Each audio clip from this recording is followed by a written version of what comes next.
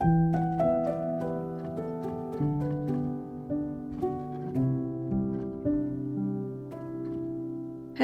and welcome back to the Ritual of Reading podcast. I'm Alexandra, and this is where we explore the books, ideas, and moments that shape how we see the world. Today, I want to share something that happened to me recently. One of those evenings that shifts your perspective so completely, you walk home feeling like a different person. It was a Friday night at a small bookshop just outside of Paris, listening to author Percival Everett talk about his novel James. But what I heard that night wasn't just about literature. It was about the radical power of reading itself, and why the simple act of picking up a book might be more subversive than any of us realize. So settle in with your coffee or tea, and let me tell you about the night I discovered I'd been part of a quiet revolution all along. Let the ritual begin. I never thought of myself as subversive until Percival Everett told me I was. It happened on a September evening at the Librairie Millepages, tucked away in a small courtyard in Vincennes, like a secret shared among book lovers. The space itself feels conspiratorial. 2 floors of carefully curated titles, winding through narrow passages, the kind of bookshop where librarians edit seasonal newspapers and create displays that feel less like marketing and more like invitations to fall down rabbit holes of discovery. That night, the intimate room was filled with readers who had come to hear Everett discuss his novel James, the retelling of Huckleberry Finn from Jim's perspective that has captivated literary circles this past year. I had listened to the audiobook in preparation, Dominic Hoffman's extraordinary narration, turning my daily walks into theater, each chapter an intense one-man performance that left me breathless. But it was Everett's live voice that stopped me cold.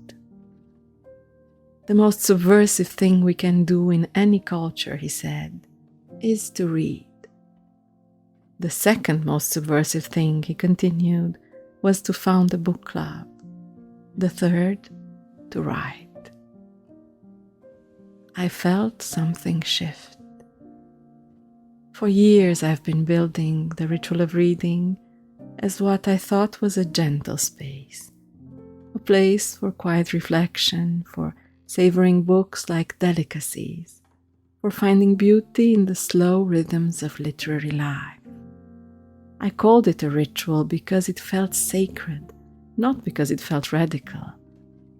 But sitting in that bookshop, surrounded by other people who had chosen to spend their Friday evening talking about literature, I began to understand what Everett meant.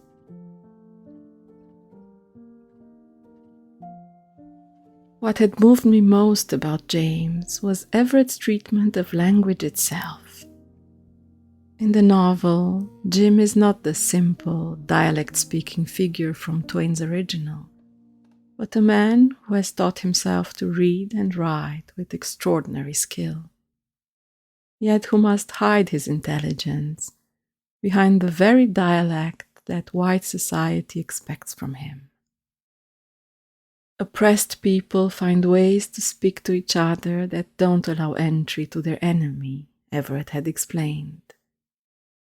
This linguistic masquerade haunted me. Jim becomes a master performer, code switching not just between vocabularies, but between entire identities, revealing his true self only in safe spaces, with trusted companions. The tragedy is not that he lacks intelligence, but that he must constantly diminish himself to survive.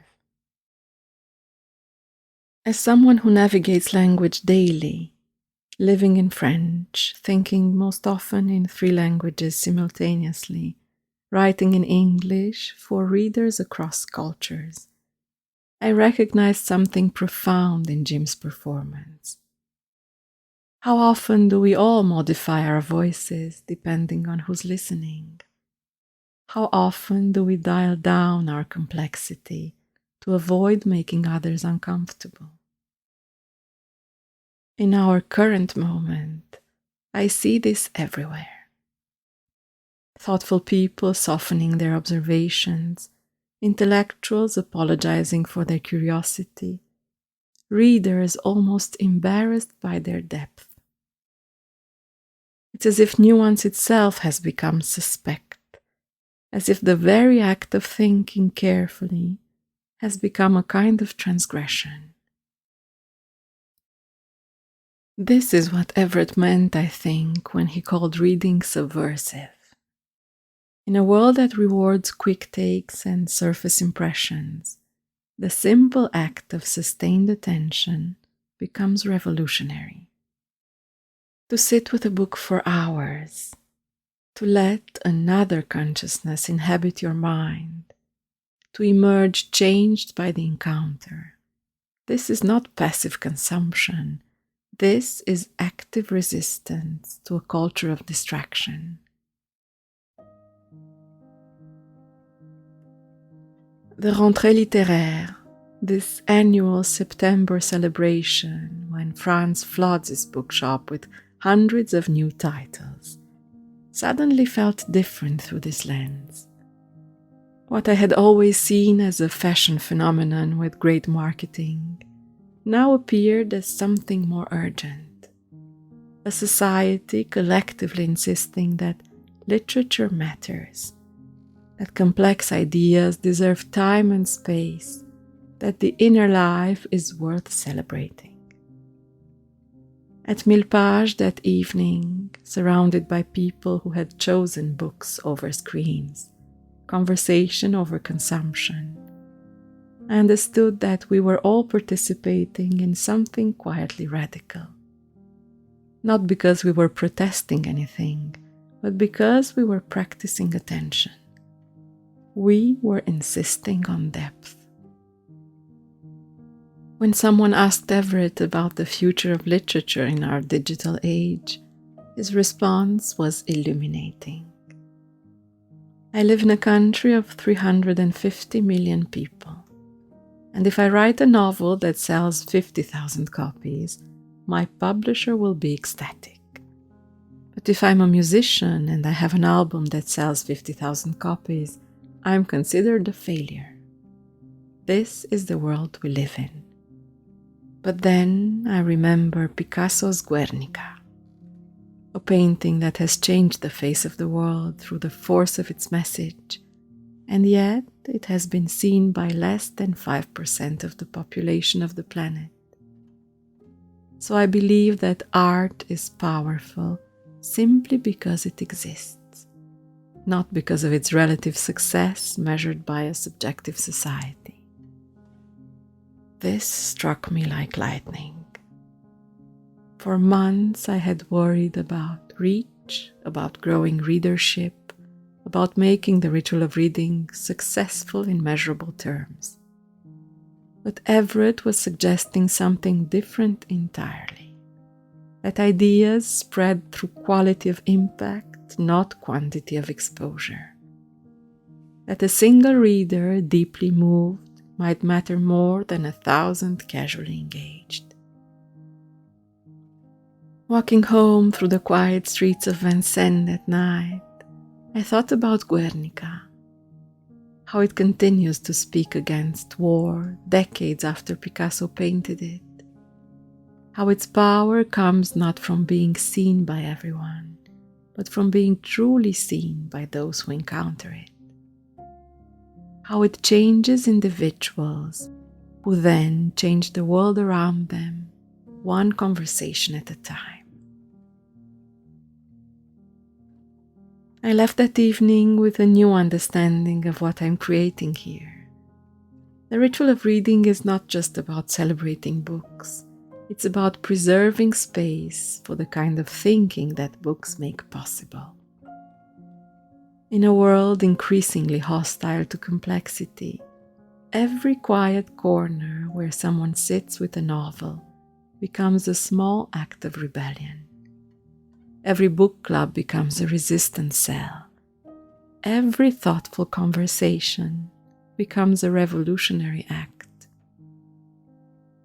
This is why I continue to shape this space as somewhere books are not just consumed, but lived with, reflected upon, celebrated as companions in our daily rituals. Not because it's peaceful, though it is, but because it's essential.